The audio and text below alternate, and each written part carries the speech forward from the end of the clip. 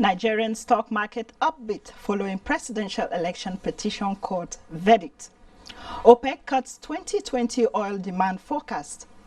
Plus 9.2 million improperly registered SIM cards face deactivation. This is Business Express reaching you from Abuja, the nation's capital. I am Muplang Dakok.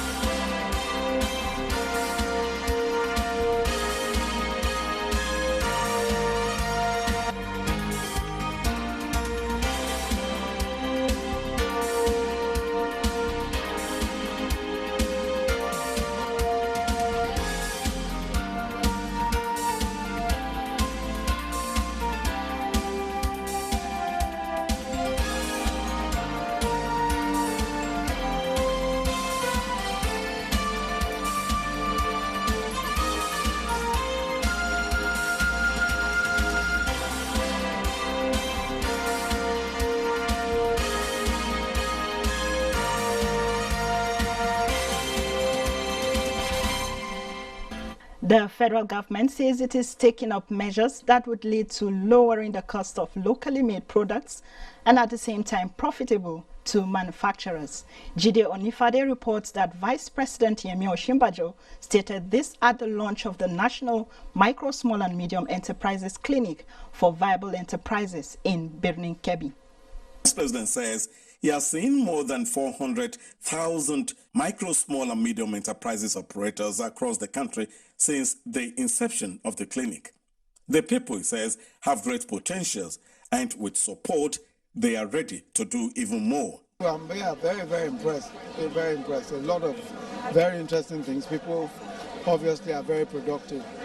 One of the key issues is how to make sure that these things get to the market and at a price that is affordable and that can make profit for them. So we're here, as you know, with NAFDAC, with SON, with all of the regulatory people. So they see for themselves what the issues are and why there's a need for us to have prices, especially costs of registration, at prices that make sense for the people. Government, Vice President Yemi Osinbajo explains, is embarking on creating 37 clusters, one in each state, he says, which micro, small and medium enterprises operators can benefit from. Kebbi State, for example, will have fish processing facility. We have the MSME Bank of Industry Fund. This is to just ease access to business funding. So the whole idea is that we want to provide funding for businesses at an accessible rate. The government have also built a center for us in Zuru, my cooperative, and have also equipped us with share processing machines. We so much appreciate the federal government. The micro, small and medium enterprises operators in the state, as Governor Abubakar Bagudu says, are gearing up to explore the market created by the African Free Trade Zone. And the state, he says, is equally providing necessary support. What we want to take them to is where they can borrow billions of naira on their own account, on their own processes. And I believe with the results and successes that we have seen, we believe we are on our way there. The impact is good because what happens is that all the agencies are present here today. And so even as we're going around today, the traders were asking questions to different agencies and they get the answer on the spot. The Nigerian Export Processing Zone Authority is considering the generation of 15 megawatts from independent power sources to the special economic zones across the country as part of incentives for the purpose of ensuring an enabling environment for exports, manufacturing and other commercial activities. This, the authority create about 350,000 direct jobs and another 1 million indirect jobs. Main funding gap we need in Calabar now is the IPP. which I say is about $4 to $5 million. When we do that, Accra and Calabar, everything is provided. So we're now going to marketing to get the right world-class investors. For Kano, we have the civil treatment plan which we are yet to award. And we think that will cost us about $1 billion for the sewage treatment plant, and then the IPPP. So we get about $10 billion in Kano. I think infrastructure in Kano will be 100% completed as well for these two. Then for the 7 new ones, the quantity surveyors which we engage, they're coming up with an in-house cost, which I'm sure in the next 3 to 4 weeks, we have an idea of the cost of providing infrastructure in these 7 speaker zones. About 40 billion naira is the finance needed for the takeoff of the special economic zones across the country. Now, in view of the enormous importance of statistics to economic planning and national development, the Nigerian Statistical Association has called for the inclusion of statistics as a subject of study in secondary schools. Governor Yahaya Bello and other stakeholders at the 43rd annual conference of the association in Lokoja opined that the economic strides recorded by the federal and state governments could not have been possible without timely, accurate, and reliable data by statisticians. Without a statistical analysis and, of course, a good data, we may not be able to have a good development because we may not know where we're going. But when we have a good data, we will be able to say, yes, this is the direction we want to tailor our development into. With this the new government, where the people are beginning to understand what is happening, what the government is doing, people begin to understand that they need to understand statistics, and they are trying to understand, and they are trying to fund the statistics so that we are moving forward. Now we have over 42 branches. You can see how it developed from 10, 20, now we have already 42 branches of the country. So it means we are growing. So we are going to, once it is signed, any work that a statistician should do, it must be done by a statistician. No other person will do it. Then we need sensitization in the country. We need to make statistics relevant in a way. You know that in all the schools they teach mathematics, they teach computer science, but in secondary schools, I'm talking of secondary schools, now they don't teach statistics. Meanwhile, Communications Minister Ibrahim Pantami has ordered the disconnection of 9.2 million improperly registered SIM cards in use across the country. The Nigerian Communications Commission (NCC) disclosed the discovery of the rogue SIM cards in its baseline short-term performance targets report. Now, Nigeria is said to generate more than 32 million tons of solid waste annually, out of which only 20 to 30% is collected. Waste is indeed bad for the environment, and experts say if waste is properly managed and utilized, it will not only boost the economy, but also create job opportunities. Bosede Ebo was on the street to find out people's opinion on the business of waste to wealth.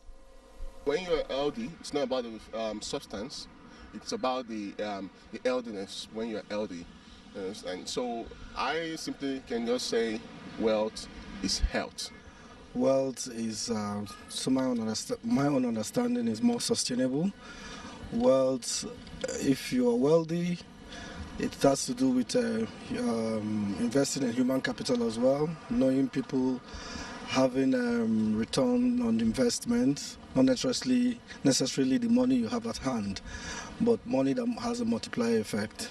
Now, when you hear the word waste to wealth, what comes to your mind?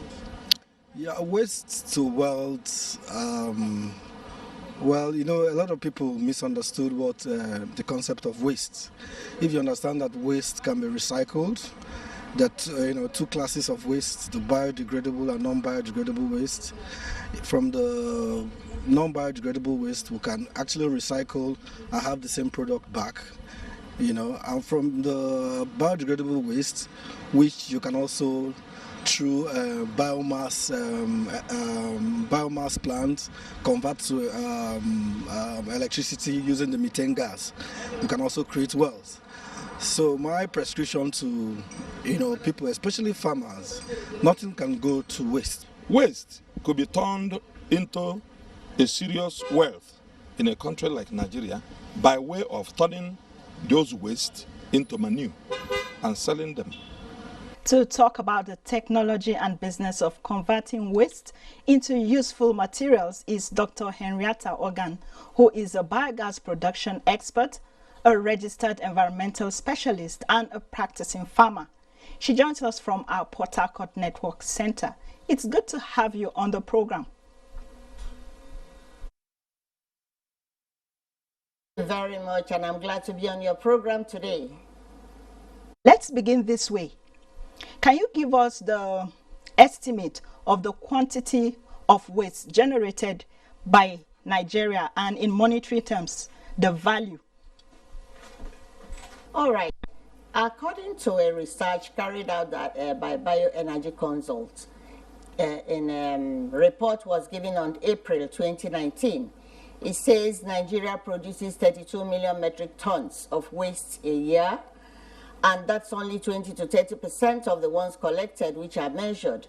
And I'm not sure the farm wastes are part of it. So if you add all those wastes, we'll be generating quantum of waste.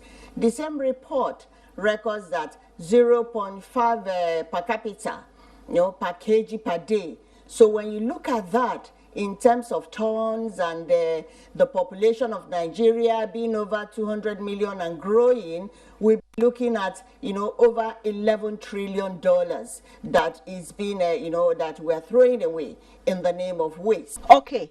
Talking about waste to wealth, there are so many unemployed Nigerians now. Is there any way they can convert this waste to wealth in their pockets? How can they do that? Definitely. There are several ways to get our youths engaged.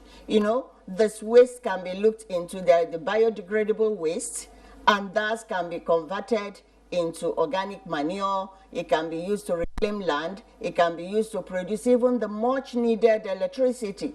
And not just that, by the time you do all those, there is a chain. The people who are collecting it, those who are sorting it. In fact, for those wastes, even the biogas plants will have our youths who will maintain, who will produce, and you can say it will produce another level of green jobs. But you talk about non-degradable waste, like our tins, our rubbers, plastics, and everything.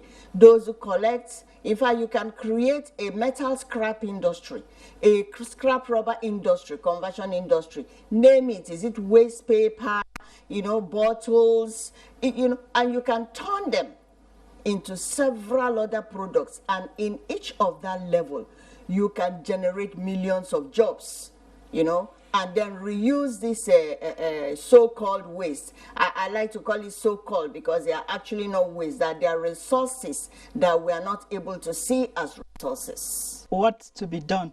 What can be done with waste? Would you therefore say that the business of changing waste to wealth is a lucrative one? Definitely, it will be a lucrative one if done properly. Like in some other countries where at the point of the waste, there are different containers for the various types of waste. That way it's easier to collect to a collection center.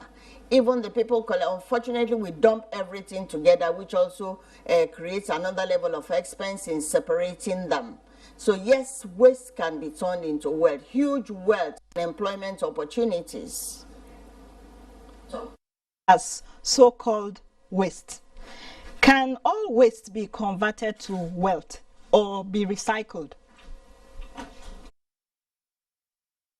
Well, I am not competent to talk about nuclear waste, but I can tell you that all other waste, yes, you can convert them, you can recycle them, you can reuse them, you can, even reduce them. They just can be converted to usable goods and services. Around, is there a value chain in the waste management system in the country already on ground? And then what are the needed innovative steps that can be taken to turn waste to wealth? But there certainly is. It's just that it's not well developed and recognized, you know, because like you go around the streets, you see young men collecting waste.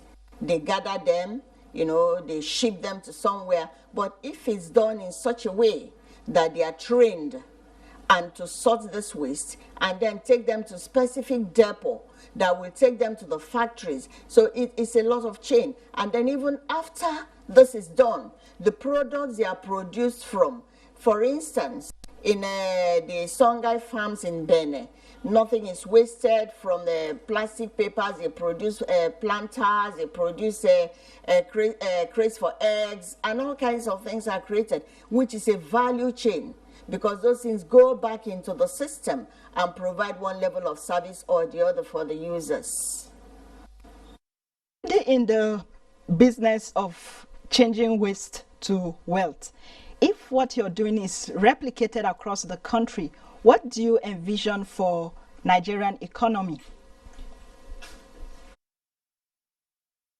You know, let me start from home or Africa. We're told that Rwanda is the cleanest country in Africa. I didn't want to understand that until I discovered that they have 270,000 biogas plants, which means they are headhunting waste. And of course, what do they use it? Electricity, heating, and this kind of thing. When everybody has electricity, many small businesses can thrive. And then people are engaged. People are more comfortable in their homes with light, and a whole range of business activities can be carried on. So if you look at waste from that perspective, I'm talking about biodegradable waste, then you see a lot of changes in the economy, because the bane of many businesses in Nigeria is electricity. It costs a lot, it's not regular, you know, but if you have it done through waste that would have been thrown away, it's a lot of savings for the businesses, and businesses can grow. Most of the post-harvest losses we are talking about, Nigeria has a lot of it. If there is regular electricity, all those will go into improving the economy, because it can be processed to standard and of course exported. Let's talk about the role of the environment in the development and the quality of lives of the people. Can you speak about that?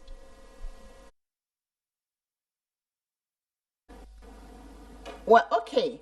Now, environment, according to World Health Organization, environment is the physical, biological, chemical, and every other thing minus a human being.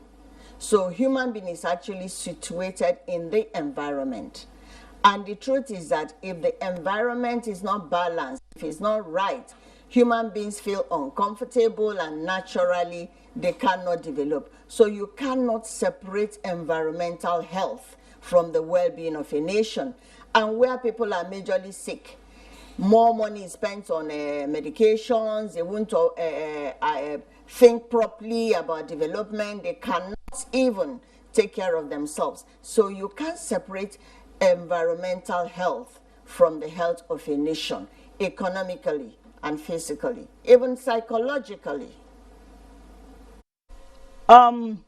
What comes to my mind is there any regulation for this industry? That's the industry that deals with converting waste to wealth. Who regulates this industry? We have a National Environmental Standards Regulatory Agency called NESRIA. They are actually the umbrella organization that regulates industry. But of course, you have the Ministry of Environment, the various states have their ministries of environment, even NESRIA, I believe, is in all the states. You have sanitation authorities and all the rest of them. But NESRIA is the umbrella environment that regulates the industry. Very much, Dr. Henrietta Organ, a biogas expert, joining us all the way from our Port Harcourt Network Center. Thank you for joining us on the program. Thank you for having me. All right, moving on.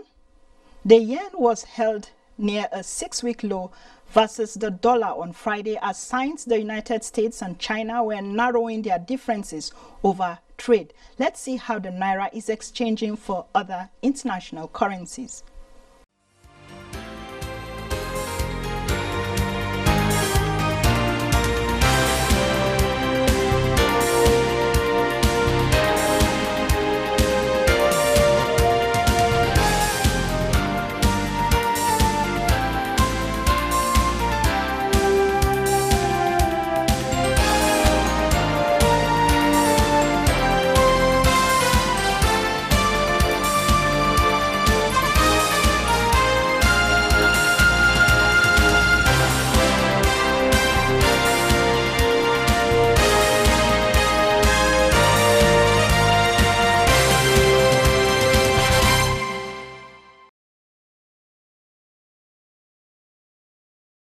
It's been 3 days of gains at the Nigerian stock market as equities react positively to the verdict of the Presidential Election Petition Court in Abuja.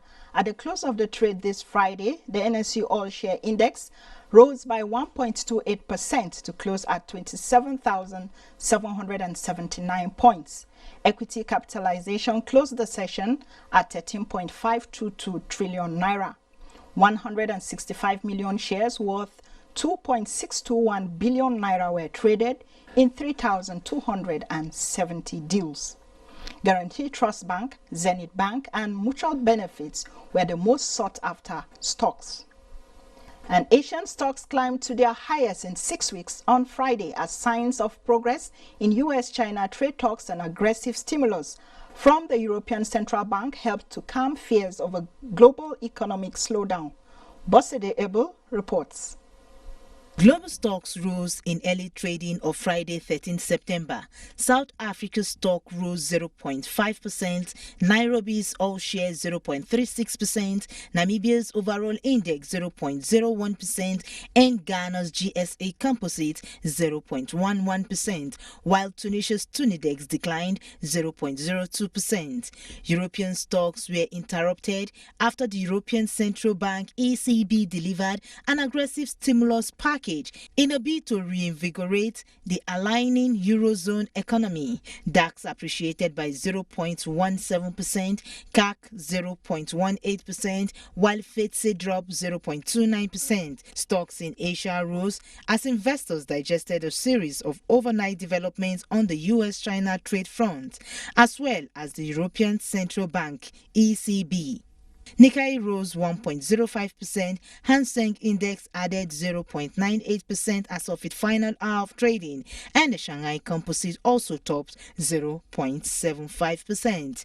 U.S. stocks future were slightly higher, putting the Dow Jones Industrial Average and S&P 500 on the brink of registering all-time record highs. Dow futures rose 68 points, indicating a positive open of more than 75 points. Futures on the S&P 500 and Nasdaq Composite were both marginally higher. Gold futures continue bullish run while silver declines in the international market. Let's see how commodities are faring on the local and global markets.